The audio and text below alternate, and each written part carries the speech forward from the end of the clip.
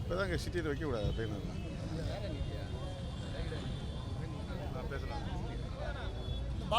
தமிழர் தந்தை சீபா ஆதித்தனார் அவர்களின் நினைவு நாளில்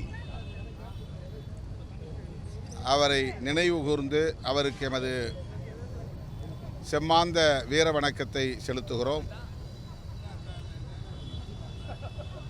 தமிழ்நாட்டு தமிழர்கள் மட்டுமின்றி ஈழம் உள்ளிட்ட உலக நாடுகள் முழுவதும் வாழும் தமிழர்கள் அனைவரையும் ஒருங்கிணைக்க வேண்டும், அவர்கள் தலைநிமிர வேண்டும் என்று கனவு கண்டவர் தமிழர் தந்தை சீபா ஆதித்தனார். சேது கால்வாய் திட்டத்தை நிறைவேற்ற வேண்டும் என்பது அவருடைய கனவுகளில் ஒன்று. அந்த கால்வாய் திட்டத்தை தமிழன் கால்வாய் என்று அறிவித்தவர் சீபா ஆதித்தனார். சாதிய முரண்களால் பிளவுண்டு கிடக்கிற தமிழர்களை தேசிய இன உணர்வால் ஒருங்கிணைக்க வேண்டும் என்ற பெருமுயற்சியை மேற்கொண்ட ஒரு மகத்தான ஆளுமை தமிழர் தந்தை சீபா ஆதித்தனார்.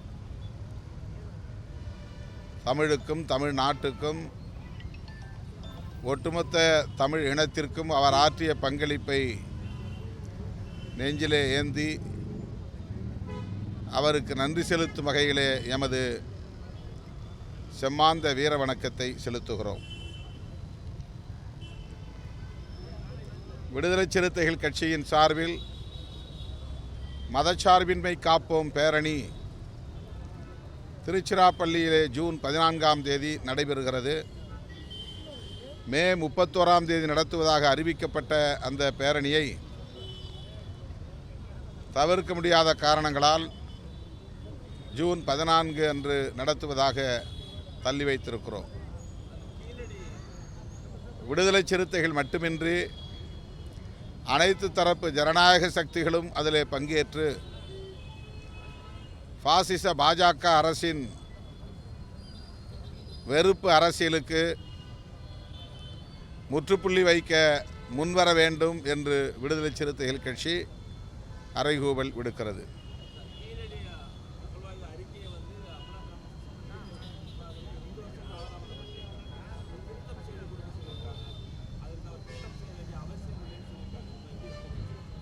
யாரு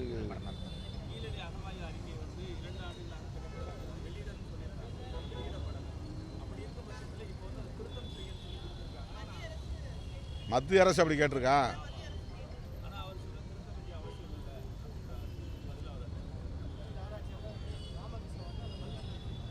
ராமகிருஷ்ணன் அமர்நாதா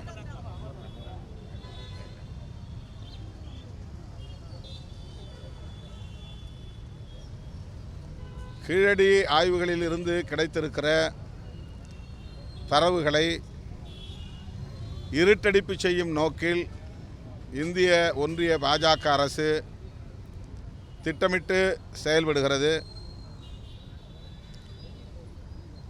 அதனால்தான் அதில் மிக தீவிரமாக முனைப்புடன் பணியாற்றிய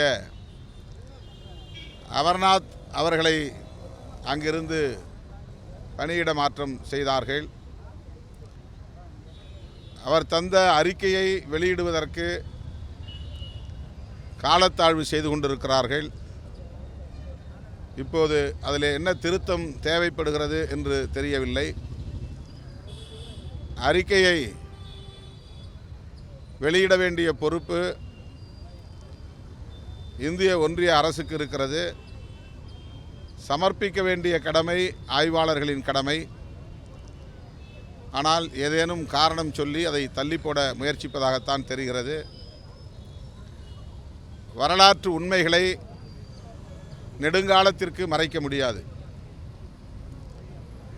தற்காலிகமாக திட்டமிட்டு அவர்களின் அதிகாரத்தை பயன்படுத்தி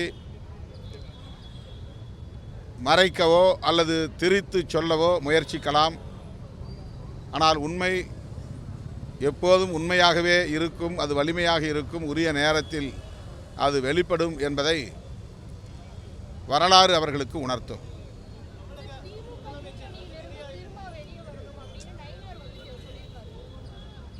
அவர் நையாண்டியாக சொன்னார். அது ஒரு கோரிக்கையாக அவர் வைக்கலை, அழைப்பாக விடுக்கலை. நான் அதிமுக பாஜக உறவு தொடருமா என்பது கேள்விக்குறியாக இருக்கிறது என்று சொன்னதற்காக அவர் அவருடைய விருப்பத்தை வெளிப்படுத்தியிருக்கிறார், அவ்வளவுதான்.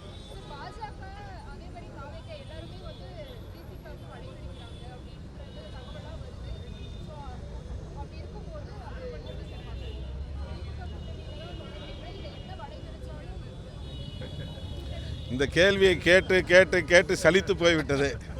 நானும் இதற்கு பதில் சொல்லி சொல்லி சலித்து போய்விட்டது. உங்களுக்கு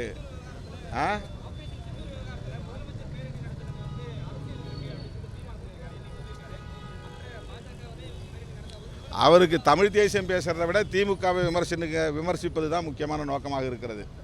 தமிழ் தேசியம் என்பது இந்திய தேசியத்திற்கு எதிரான ஒரு அரசியல் என்பதையே முற்றாக மடைமாற்றம் செய்துவிட்டார். அவர் அரசை விமர்சிப்பது அவருடைய அரசியல்.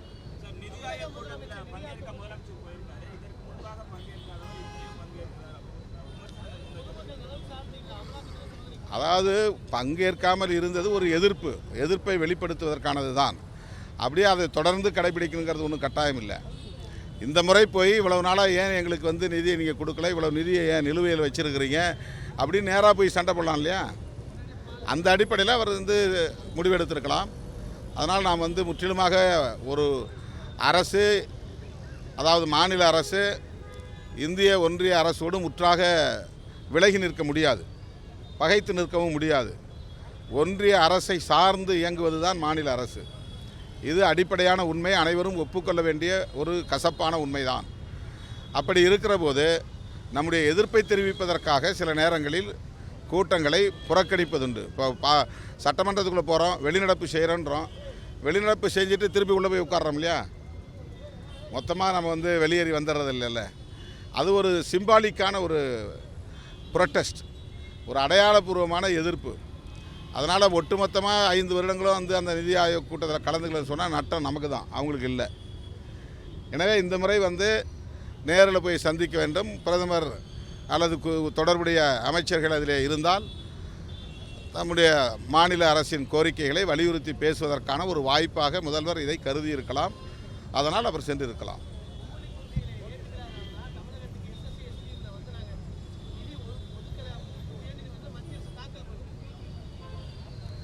இல்லை, அது ரொம்ப தவறான ஒரு அணுகுமுறை, எதேச்சதிகாரமான ஒரு அணுகுமுறை, மக்களுக்கு விரோதமான ஒரு அணுகுமுறை.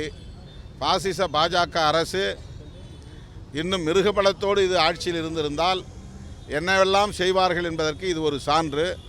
மக்கள் இதை புரிந்து கொள்ள வேண்டும்.